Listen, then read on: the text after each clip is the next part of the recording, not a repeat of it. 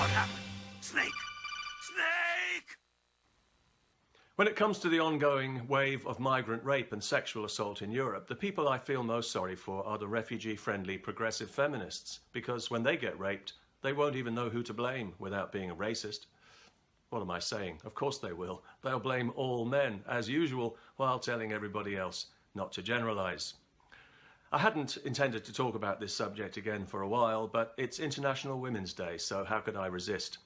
You may know that a couple of my recent videos on this subject have been censored by YouTube because it seems that the progressive feminists at YouTube really don't like to be ridiculed, which is good to know. Progressive feminism differs from real feminism, of course, in that it's a lot more about appearance and public posture than it is about substance. It certainly has nothing to do with the welfare of women and everything to do with the petty bigotries and personal neuroses of the stupid progressive feminists. All other women, especially women who are oppressed by other cultures, if you'll pardon the euphemism, can go hang themselves, because progressive feminism subscribes to a toxic identity grievance hierarchy that puts black and brown-skinned men above all women. White men, of course, are right at the bottom, especially white heterosexual men, because they're responsible for all the bad things in the world and there's nothing good to be said about them, which is why you'll find that progressive feminists will often have more of a problem with white men who don't rape than they do with black or brown men who do. The black and brown rapists are clearly driven to it by white racism. We shouldn't demonize and otherize people from disadvantaged backgrounds just because they happen to be violent rapists, when we could be putting the blame where it really belongs, on white men and their racism. Isn't that right, girls? Now, obviously, to those of us outside the progressive bubble, that sounds totally idiotic. But we have to try and understand the kind of pressure these women are under from the other progressive dimwits around them, especially in a place like Google, which is notoriously a safe space environment. And this means, of course, that many of its employees are certifiably insane. And they know better than anyone the kind of hysterical reaction they'll be faced with if they ever step out of line, because they hear it whenever they open their mouths and they see it whenever they look in the mirror, and they know that if they were ever crazy enough to unequivocally condemn a brown-skinned rapist, they would immediately be smeared as a racist by a rabid mob of empty-headed, sloganeering bimbos just like themselves. And that's what they fear more than anything, because they're too stupid to know any better. I do hope that doesn't offend. Meanwhile, Europe is being invaded by a violent third world Muslim rape culture. Have I mentioned this before? Well, let me mention it again, just for International Women's Day. If the invasion is allowed to continue, and thanks to our politicians, many of them female, it looks as if it will, rape is going to evolve in Europe from a disgusting, horrific crime to an unfortunate cultural difference. And women are going to learn, often the hard way, to keep themselves covered and to spend less time in the public space. And this is the society that we will leave to our grandchildren. We can already see it taking shape. A society significantly less safe and significantly less free for women than the society that we were lucky enough to be born into. We, of the most pampered generation in human history. We've never had to defend anything or fight for anything. Consequently, we don't know the value of anything, which is why we're such a pushover. So, you women in Europe need to wake up to the imminent threat you face, because it's clear now that the people in Europe who call themselves men are not going to help you. If you don't wake up now and start voting, yes, voting seriously against the politicians who are enabling this invasion, your daughters and granddaughters will pay a very heavy price indeed.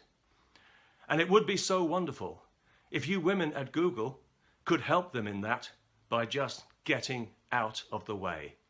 We're not asking you girls to leave your safe space, because you'd be like a crab without a shell. We understand that. But if you could just not hinder the people who are trying to make the difference that you could be making, it would be really great. And if any of you are curious about what Europe is inflicting on its female population, just visit a Muslim country, walk down the street in a short skirt and see for yourself. But a little tip, if you do happen to get raped by one or more of the locals, whatever you do, don't report it to the police, or you'll be the criminal, and you might even get raped again. It's a cultural difference, and here in the progressive West, you know, we love to celebrate difference, and what could be more different than getting punished for being raped? Plus, learning about other cultures broadens the mind, so it's actually quite educational. It all depends how you look at it, as it always does when everything is relative. After all, who are we in privileged Europe to tell disadvantaged third world men that they shouldn't abuse and rape women if that's their culture? And if they want to come here to Europe illegally in unsustainably massive numbers and rape women and children here, what moral right do we have to object, all cultures being equal and all? If we're arrogant enough to try and educate them out of it, they might become traumatized, marginalized, and vulnerable. No, it's clearly up to you women in Europe to take some responsibility here and keep yourselves hidden if you don't want to be raped. It's not as if you don't know what's coming by now, unless you've been living in a cave. Look at the countries these people are coming from. The very worst countries on earth for women, where thousands of women and girls are forced into violent marriages and lives of misery every day, including International Women's Day, and where they have no rights worthy of the name. And the men, if you can call them that, who are doing it to them, are being allowed to flood into Europe en masse and to bring that vile mentality here completely unfiltered and unchallenged. What did anyone think was going to happen? Well, it is happening again and again.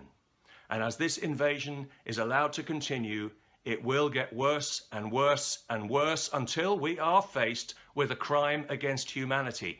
When you purposely flood an emancipated liberal society like ours with overwhelming numbers of fighting-age men from a violent, misogynistic rape culture, you don't need to be a genius to predict what will happen. But you do need to be a special kind of rotten in the head to pretend that it won't happen when you know it will. Morally, it's on a par with leaving a baby alone with a vicious dog. You've got no excuse.